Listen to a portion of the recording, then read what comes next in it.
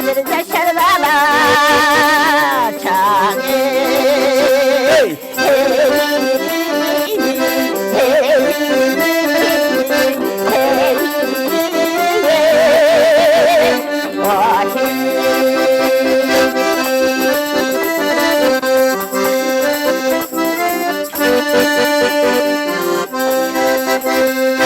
Öttürdün bana elini,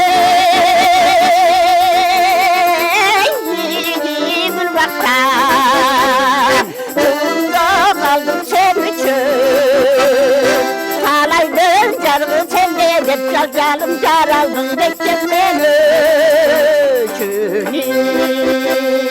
Hey,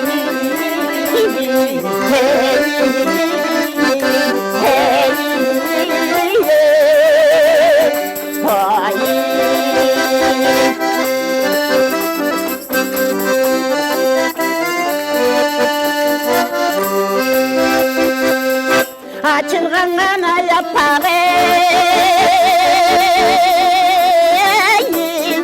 gül görsem okşatıp koyam özünü talaydın canımı ömürüp cacalım caralsam gerek meni çöni hey hey